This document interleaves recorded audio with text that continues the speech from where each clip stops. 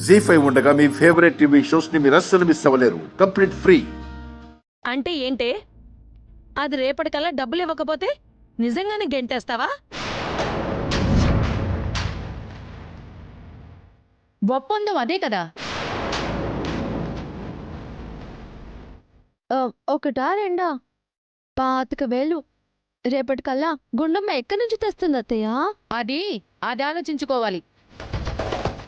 ఈ విషయంలో ఎవరు అడ్డొచ్చినా ఇది ఇక్కడే ఉంటుంది. నేను ఇంట్లోంచి వెళ్ళిపోతాను.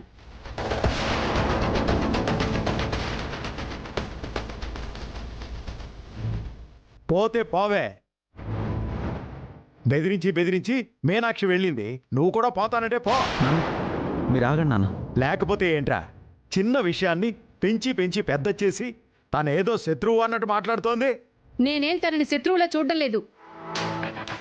తనని ఇంట్లోంచి వెళ్ళిపోవాలి అని కూడా అనుకోవట్లేదు.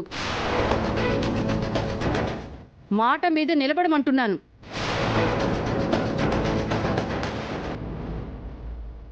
తను ఎలా నిలబడుతుంది? ఒక్క రోజులో 25,000 తను ఎలా తీసుకొస్తుందే? అది అయ్యే పనేనా? ఉండమ్మా, నేను మాట చెప్తాను, చేస్తావా? చెప్పండి. మీతో ఛాలెంజ్ చేయడం తప్పని అమ్మకి సారీ చెప్పు.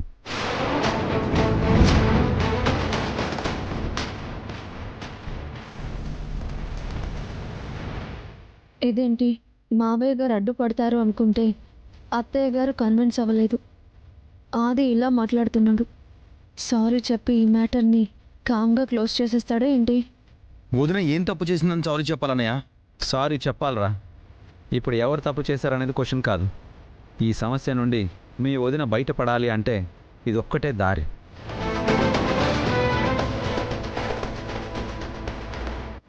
ఏదోలా దీన్ని రెచ్చగొట్టి సారీ చెప్పిద్దాం. సారీ అంట, చెప్పవే.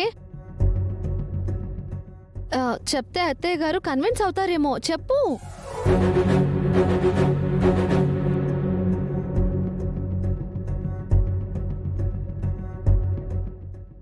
మనవడు చెప్పింది కరెక్టే గుండమ్మా. ఆవిడెవరు? నీకు అత్తయ్య అంటే తను కూడా నీకు అమ్మలాంటిదే కదా.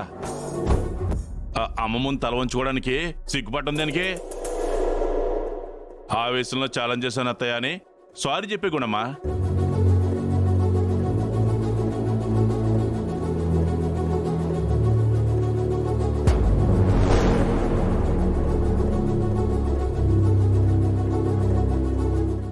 ఏంటి ఆలోచిస్తున్నావు? అంటే చెప్పవా?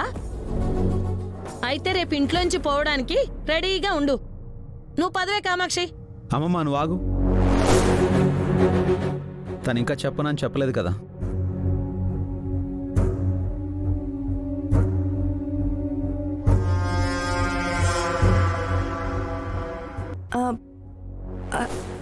అత్తయ్య, జరిగిన దానికి నేను ఒక్క నిమిషం.